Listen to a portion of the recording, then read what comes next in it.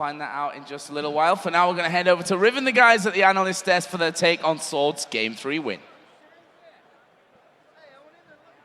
Thank you very much, gentlemen. And as usual, we're going to start this one off with picks and bans. We'll just go over it a little bit, what happened. And pretty much what happened is we kind of saw the same thing coming out again. NaJin going back onto Gragas as well. Yeah. Freak, talk a little bit about that. So I really, really like, again and again, the Gragas vs. Ari pick. It gives him good dueling potential. We've actually seen him fight Faker very successfully with Gragas, which is, I think, very impressive from NaJin. The other thing that I really like is Impact is on a guy who fights things for a living. His Jackson Game 1 was crazy, drew a ban in Game 3. Then he played Renekton, got ahead, and single-handedly destroyed the backline.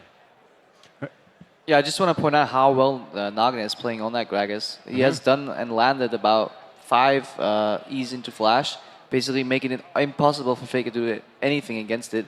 And yeah, they're playing so solid, and I just really hope they take out NaJin's Gragas to throw him off, get him out of his comfort zone. That's what you need to do. Like when you're in an extended series, don't let people play the same comfort picks over and over, because even if it's not the ideal matchup, you might actually just win it because you're so used to playing it. Yeah, it seems like NaJin really steps it up on Gragas, and that might be a problem because Faker's supposed to be winning mid really hard, and NaJin is able to just push him off and farm safely, clear the waves. And another thing I want to point out is Banky on Aatrox.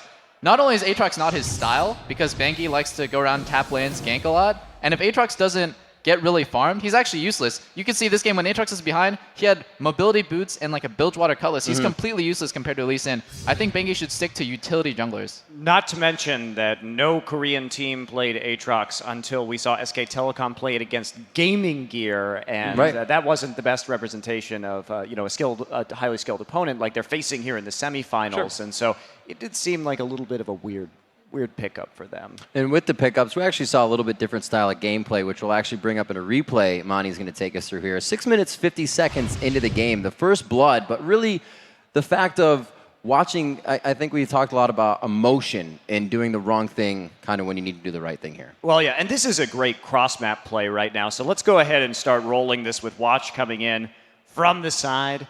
And yeah, he gets the hit onto Piglet right there. W's to the ward, gets condemned backwards, but Mondu here trying to deal some damage to Prey. Nice exhaust, and here's the Shenel. It gets canceled by Renekton in the bottom lane. Now Prey's going to have a great dodge here on the slow as well as the Zyra ultimate, or passive rather, and that baits Banky in there. So even that little juke bought them a lot of time. Now what happened in this bottom lane actually was Renekton dove underneath the turret in order to stop that ult. So it was pretty good positioning by Impact, and he took a bunch of tower shots. He ate a taunt under the turret as well, and that really, that's why that kill was able to happen right there. So a little bit of variance across the map. Nice trade, but I praise little juke there on the Aatrox slow and the Zyra passive was pretty nice and made sure they got that kill. Faker was based, so it allowed NaJin to roam up into that top lane also. Speaking of Zyra, speaking of Pumandu this game, Crepo, we just saw kind of a lackluster performance, to say the least. Yeah, that passive missed, and then in the bot lane, his passive took a kill that otherwise would have granted double buffs to Piglet.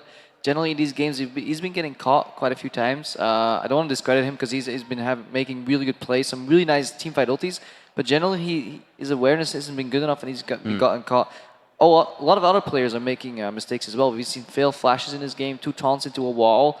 It's really important to see how these teams, how their mental agility hangs in there, because in extended series, the players with the best mind, not necessarily mechanical skills, but just how mental agility fares up one team to the other. Interesting. Yeah, and while Faker had a really good game, I think SKT's bot lane this game had a lot of trouble. They were really lackluster. I mean, they turned it on at certain points, like Mondu had great ultis, but the entire game, I was looking at Piglet. I was like, this guy's playing Vayne. He should be split pushing with Shen ulti, because if somebody goes to 1v1 the Vayne, she's going to win. And if somebody 2v1s the Vayne, she's still going to win because she has Shen ulti. So like, she should have been splitting pretty much the entire game. And all I saw was group, try to team fight, lose the team fight, group, try to team fight, lose the team fight. And another thing that really confused me was the fact that she built Negatron and Hex Drinker when she's up against this super tank Renekton who has an Omen. She should really have a Last Whisper, and just try to dodge the Gragas damage. I think she was really just too defensive with her build, and she was never able to kill the Renekton. He was an unstoppable beast. And I actually want to talk about the Renekton a little bit, because I talked about,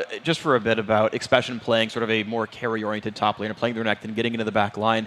And one thing that I actually liked a lot from the Sword lineup is they created a lot of plays, and they specifically created a lot of them against the Shen. That these guys ran around picking up kills and making a lot of plays. And one thing I wanted to point out actually in the mid game, Faker at one point was 5-1.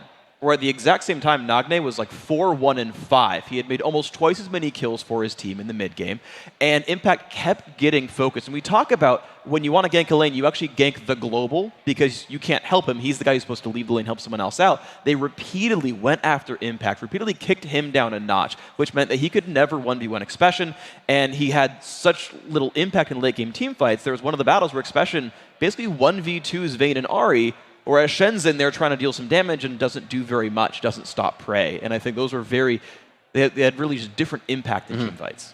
And I think that Final Sword thoughts. has Shen on just downloaded. You know, I don't think Impact needs to play Shen anymore because it seems like Expression not only has a counter, but they're willing to just camp the crap out of Shen the whole game. And not only are they willing to just camp him, but the way they play against Shen too with their aggressive style, if you can get that Gragas burst down, you can force the Shen ult to be used more defensively, and he will not be in typically a good position for taunts after that. So if you play aggressively against Shen and you prevent that Shen ult from being used aggressively in turn, you force that defensive ult, then you really have an advantage against the Shen teams a lot of the time. All right, well, we get a chance to see what these teams have for each other. We got to take a quick break right now, but when we return, it is Game 4 between SKT and NaJin Black Sword.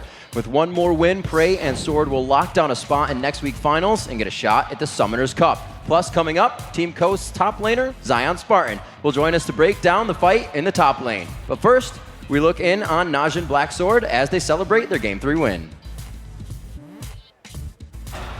Okay. Nice, nice. Okay. 아 힘들다. 안판 남았다. 안판 남았어.